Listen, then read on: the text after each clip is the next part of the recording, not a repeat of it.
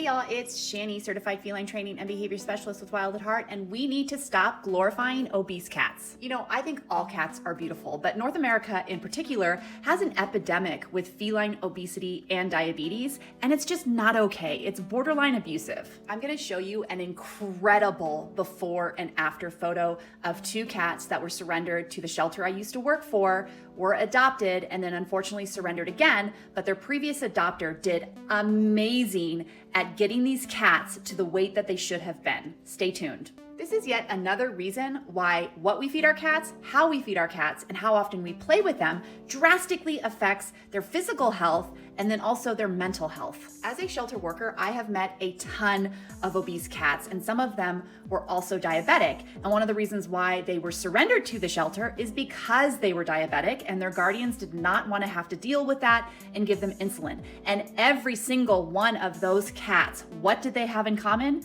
They were all free-fed dry food.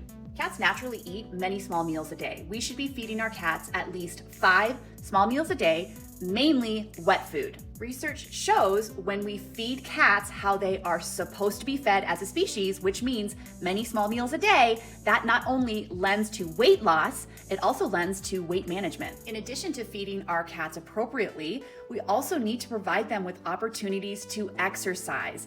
In the wild, cats are fierce predators. They would be hunting for their food every single day, multiple times a day. When we have forced them to live inside, we need to mimic those natural behaviors by playing with our cats at least 2 times a day for 10 to 20 minutes. So Mew and Nutters are a mother and son duo that were surrendered to the shelter I used to work for. They were free-fed dry food, and as you can see, they were severely obese. Nutter was 30 pounds when we first met him. He also was diabetic. So not only was he obese, he could barely move around. He could not properly clean himself.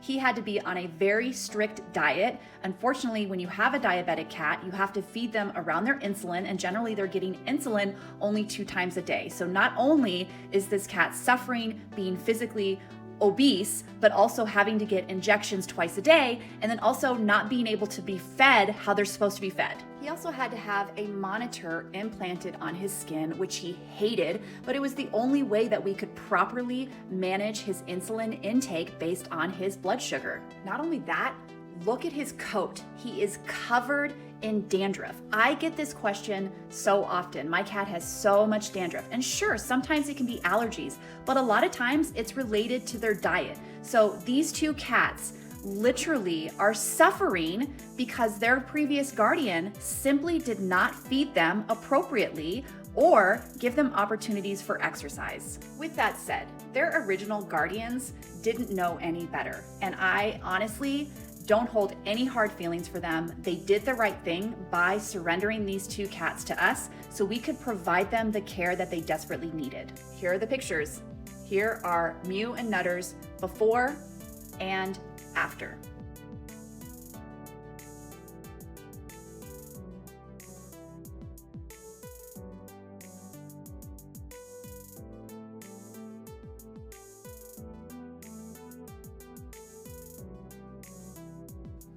I mean, look at this glow up, y'all.